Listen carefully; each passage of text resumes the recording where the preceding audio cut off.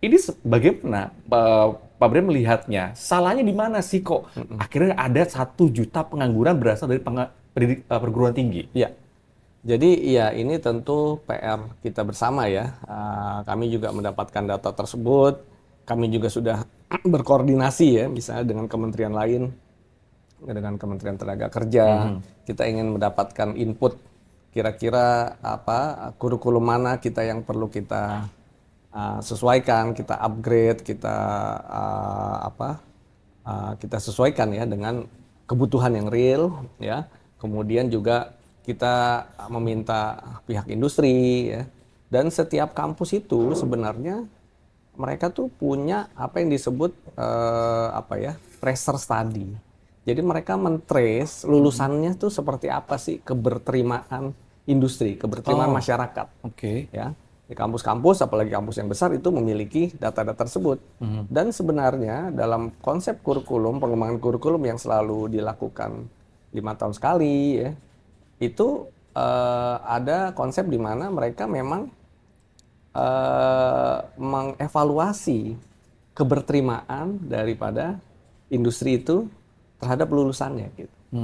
Jadi sebenarnya proses itu selalu kita lakukan evaluasi, namun juga tentu ini bukan, kalau saya melihat ini juga bukan single factor begitu ya, hanya faktor kita, tetapi barangkali juga ada permasalahan global ya, Ekonomi di ekonomi situnya ya. global, kemudian bagaimana industri di Indonesia juga yang mengalami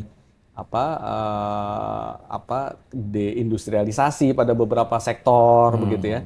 Jadi hal-hal itu juga rasanya turut mempengaruhi. Namun tentu kita di Kemdikbudristek itu melihat bagaimana kita lebih mempersiapkan lagi.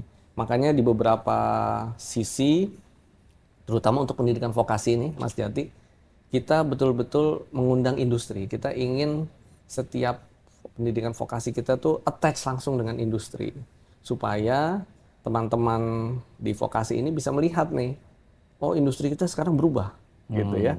Nah kita kalau perlu kita datangkan juga dosen-dosen dari pihak industri, mengajar Praktisi ya. praktisi, sehingga adik-adik mahasiswa kita itu betul-betul memahami perubahannya seperti apa, sehingga mereka bisa juga bersama-sama kampus itu bisa beradaptasi. Nah ini konsep yang kita ingin dorong, ini kan salah satunya adalah adaptasi pendidikan tinggi.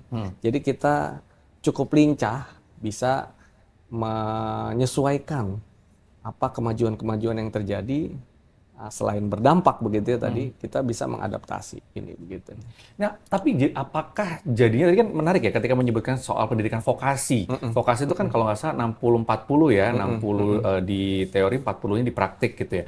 Dan ini juga hampir sama dengan di SMK ya, yang dia juga ada praktiknya, tidak hanya teori. Nah, apakah ini yang nanti akhirnya lebih tepat untuk dijadikan sebuah sistem pendidikan tinggi di Indonesia ketimbang pendidikan tinggi yang mungkin selama ini kita tahu ya, yang lebih banyak soal teori?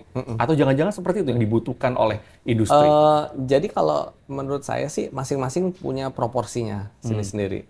Jadi tidak bisa ini lebih baik atau ini lebih buruk, tidak seperti itu. Tetapi saya melihat masing-masing punya proporsi yang dibutuhkan oleh negara kita, oleh industri kita begitu. Jadi tentu kalau D3 vokasi itu D3 D4 ya, vokasi ini kan lebih banyak nantinya dia langsung praktis ya, Ya. bekerja, dan jumlahnya tentu jauh lebih besar ya dibandingkan dengan kebutuhan yang sarjana begitu kan. Karena tentu misalnya dalam satu pabrik, dalam satu industri, satu orang sebagai supervisor dia kan membawahi beberapa operator, beberapa teknisi. Nah ini yang kita ingin memang attach ya dengan hitungan industri kita tuh berapa sih butuhnya begitu ya.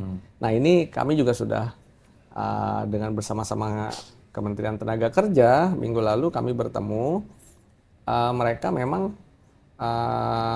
juga bersama-sama kita ingin menghitung sebenarnya industri kita itu Lebih arahnya butuh yang kemana mana? sih, betul ya. Dan kita ingin juga prodi-prodi kita nih nantinya kita sesuaikan dong dengan kebutuhan industri, arah industri kita ke arah mana. Oh berarti prodi yang dibuka ini nih perlu, prodi yang dibuka itu tuh. Jangan sampai arahnya ke sana negara kita, tetapi pendidikan kita nggak berubah. Belajar yang lain.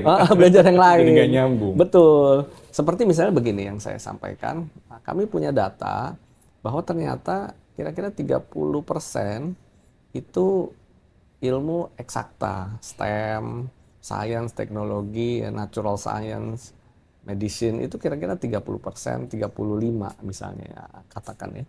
Sementara bidang lain sosial humaniora itu mencapai sisanya 65%. Artinya untuk kondisi Indonesia yang akan tumbuh sebagai negara industri, proporsi ini menurut saya kurang tepat. Harusnya dibalik ya. Harusnya dibalik. Bukan berarti yang A lebih buruk apa lebih baik ya, bukan. Ya, kita tidak bicara masalah lebih baik lebih buruk, tetapi kita berbicara kebutuhan begitu. Nah ini yang makanya kita ingin juga mendorong arah industri kita kemana gitu ya. Kemarin seperti Pak Presiden di rapat 1 tahun, rapat kabinet, beliau memerintahkan saya untuk prodi hidrologi, pengelolaan tata kelola air, mulai dari air bersih, air tanah dan seterusnya. Nah ini kan kita perlu petakan lagi seberapa banyak misalnya prodi-prodi yang membuka, ada peneliti dosen berapa, ada guru besar berapa, ada. Nah hal-hal ini yang kita juga saat ini sedang petakan, kita ingin dorong ya. Ayo perguruan tinggi, ternyata ini loh yang dibutuhkan oleh negara kita. Kalau kemarin sudah ini, bisa nggak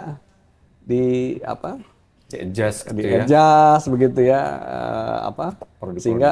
sehingga apa yang SDM kita ke depan itu tidak mismatch gitu. Bisa lebih terserap ya. Bisa lebih terserap juga. Soal mix match ini menarik karena emang itu terjadi fenomena sekarang gitu. Banyak sekali di sini pun juga kadang di wartawan banyak sekali lulusan dari geologi, ada juga jadi wartawan, ada lulusan dokter. Kalau saya mikirnya kenapa nggak jadi dokter aja sih, kenapa jadi wartawan? Tapi itu terjadi di masyarakat kita. Nah ini sebenarnya kalau Pak Brian lagi melihatnya, jadi sebuah hal yang sebenarnya menarik karena jadi orang jadi challenge gitu ya, atau malah jadi wah nggak bener nih, ini mix nggak match gitu. Kalau dari Pak Brian seperti apa? Kalau saya sih, ya saya juga dulu sering kan ya teman-teman saya, lo kerja di situ, lo kan lulusan ini gitu kan. Anak IPA tapi masuk ekonomi, kesel ya. Nah ini kalau saya lihat sih begini ya, memang kan ya kalau baru S1 ya, sarjana, itu kan juga dia baru meletakkan dasar-dasar pengetahuan gitu ya. Memang betul bahwa lebih baik kalau dia sesuai dong bidang keahliannya, seperti Mas Jati nih, sesuai nih contoh yang betul. Saya berusaha untuk match.